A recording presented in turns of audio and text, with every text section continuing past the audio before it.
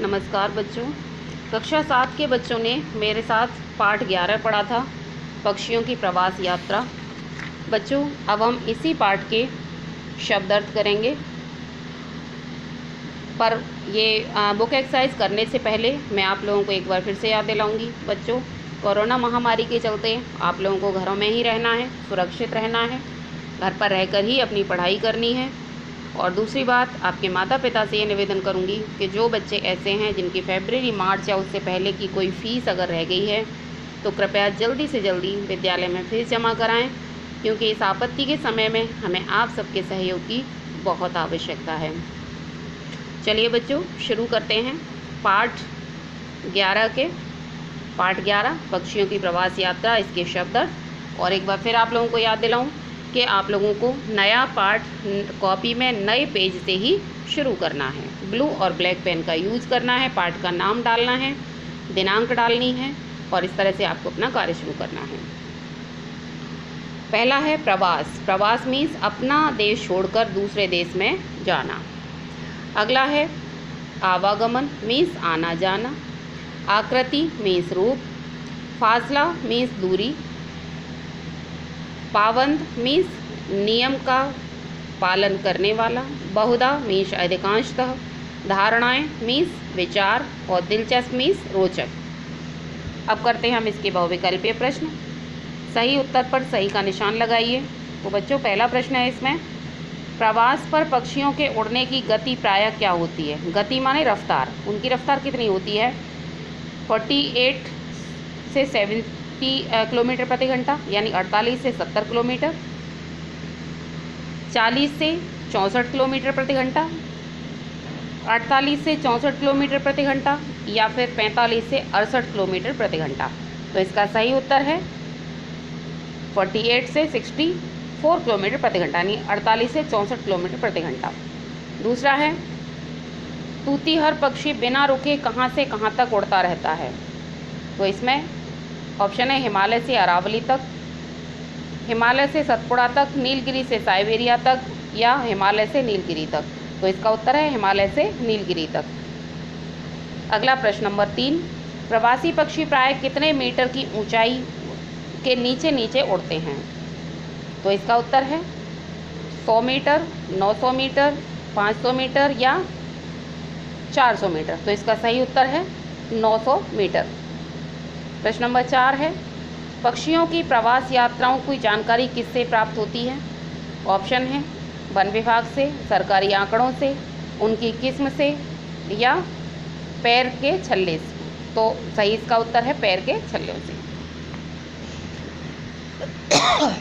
बच्चों, अर्थग्रहण वाले प्रश्न करने हैं। जैसा कि मैं आपको हर बार बताती हूँ कि पाठ में से ही आपका गद्यांश लिया गया है और इसी में से आपको प्रश्नों के उत्तर करने हैं। तो पहला प्रश्न है इसमें, छल्ले की विधि से क्या पता चलता है? इसका उत्तर गद्यांश में से ही है। छल्ले की विधि से यह सिद्ध हो गया है कि मुख्य प्रवास यात्राएं शरद ऋतु में उत्तर से दक्षिण की ओर और बसंत में दक्षिण से उत्तर की ओर होती हैं। यहाँ तक इसका उत्तर है। इसके बाद दूसरा है, भारत में मुख्य प्रवासी पक्षी कहाँ से आते हैं? तो इसका उत्तर है प्रश्न नंबर 2 का, या प्रश्न में से ही ले लेंगे। भारत में मुख्य प्रवासी पक्षी उत्तर पश्चिम से आते हैं। प्रश्न नंबर 3 है, पक्षी कहाँ कहाँ से यात्राएं प्रारंभ करते हैं?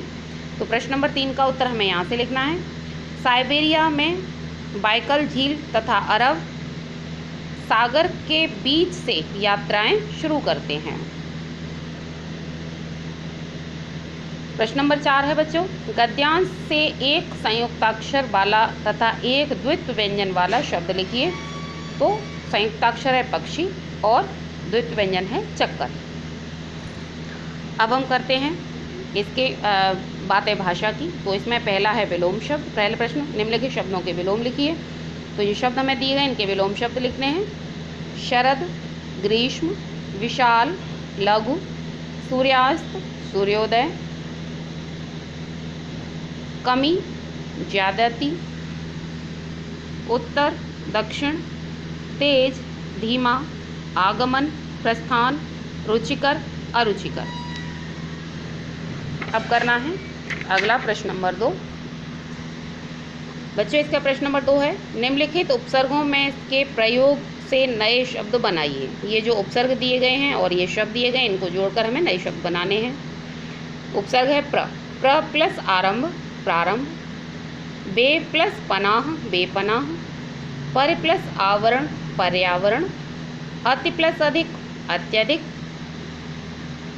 वि प्लस भाग विभाग, अव प्लस शेष अवशेष, सु प्लस दर्शन सुदर्शन, अंतर प्लस आत्मा अंतरात्मा।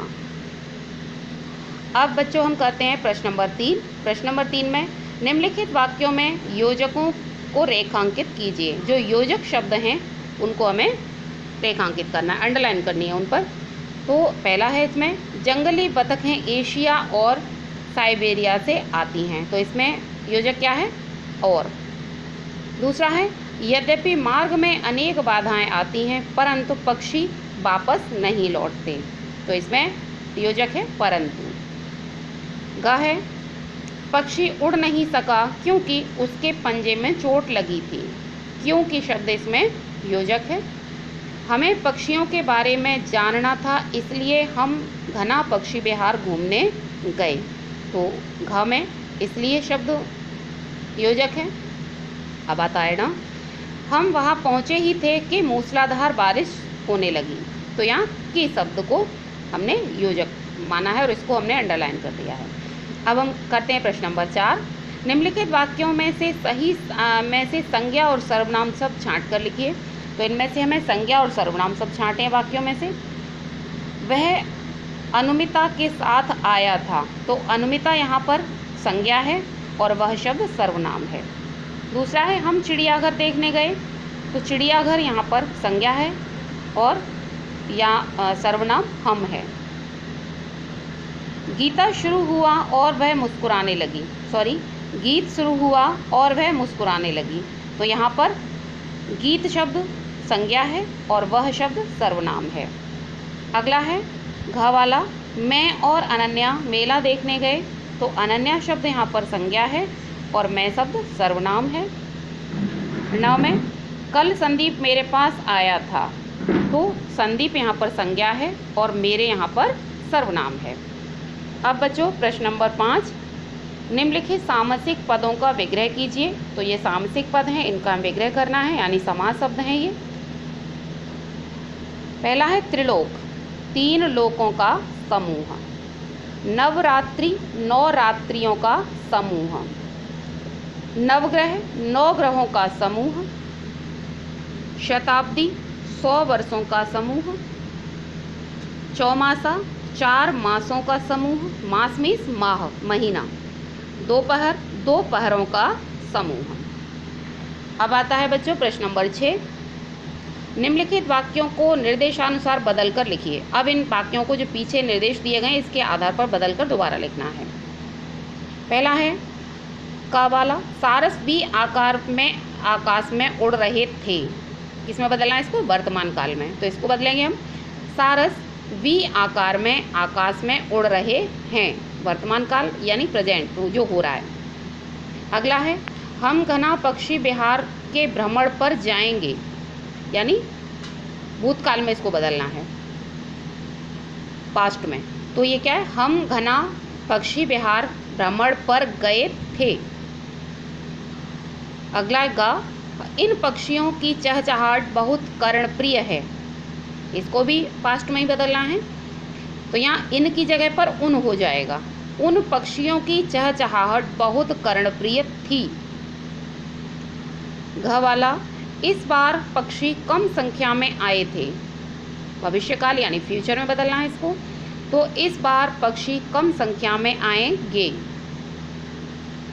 अगला ण वाला, हम सर्कस देखने गए थे, वर्तमान में बदलना है, प्रेजेंट में बदलना है इसको। तो हम यहाँ लिखेंगे हम सर्कस देखने जा रहे हैं।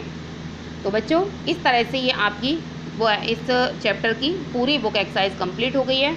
उम्मीद करती हूँ साथ के साथ आप अपना कार्य पूरा कर रहे होंगे और अगली वीडियो में मैं आप लोगों को प्रश्न उत्तर कराऊंगी।